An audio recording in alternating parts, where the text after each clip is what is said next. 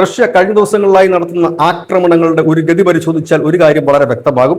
ഡ്രോണുകളോ മിസൈലുകളോ മാത്രമല്ല, വിനാശകരമായ ആയുധങ്ങൾ ഉക്രൈനിൽ ഉടനീളം വർഷിച്ചുകൊണ്ടാണ് ഇപ്പോൾ റഷ്യ അവിടെ കനത്ത ആക്രമണം നടക്കുന്നത്. ഇപ്പോൾ ഏറ്റവും പുതിയ വിവരം പുറത്തു വരുമ്പോൾ ഉക്രൈനിലെ ഒറിക്കിവ് എന്ന് പറയുന്ന സ്ഥലത്ത് ഫാബ് 3000 എന്ന് പറയുന്ന മാരകമായ ഒരു ബോംബ് റഷ്യ വർഷിച്ചിരിക്കുന്നു. അതിന്റെ ദൃശ്യങ്ങൾ ഇപ്പോൾ സാമൂഹ്യ മാധ്യമങ്ങളിൽ പരക്കുകയാണ്. ഇത്രയും കനത്ത ഒരു ബോംബാക്രമണം നടക്കുമ്പോൾ സ്വാഭാവികമായി തന്നെ ആ പ്രദേശത്ത് വലിയ ഗർത്തങ്ങൾ രൂപപ്പെട്ടിട്ടുണ്ട് എന്നാണ് ഉക്രൈൻ പറയുന്നത്. അതൊരു ജനവാസ കേന്ദ്രമായിരുന്നു. 14,000 താഴെ മാത്രം ആളുകൾ വസിക്കുന്നുള്ളൂ എങ്കിൽ പോലും ആ ജനവാസ കേന്ദ്രത്തിലാണ് റഷ്യ ഈ മാരകമായ ബോംബാക്രമണം നടത്തിയിരിക്കുന്നത്. എന്നാൽ റഷ്യ പറയുന്നത് സൈനിക കേന്ദ്രങ്ങൾക്ക് നേരെയാണ് തങ്ങൾ ഈ ബോംബ് വർഷിച്ചിരിക്കുന്നത് എന്നാണ് പറയുന്നത്. സോവിയറ്റ് കാലഘട്ടത്തിൽ വികസിപ്പിച്ചെടുത്ത ഒരു മാരകശേഷിയുള്ള ബോംബാണ് ഇത്.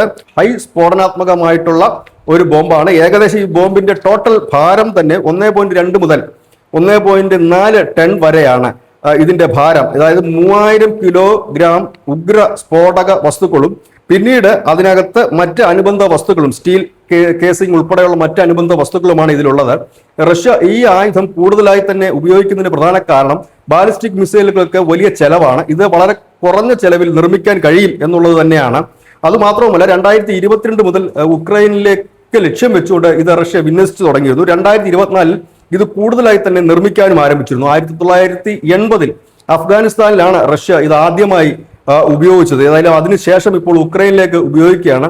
കഴിഞ്ഞ ദിവസം പുടിൻ പറഞ്ഞത് ഇനി ഒരു വിട്ടുവീഴ്ചയില്ല, അതിശക്തമായ ആക്രമണം തന്നെയായിരിക്കും ഇനി വരുന്ന നാളുകളിൽ ഉണ്ടാകുക എന്നാണ് വ്ളാഡിമിർ പുടിൻ അറിയിച്ചിരിക്കുന്നത്. News desk Malayalam.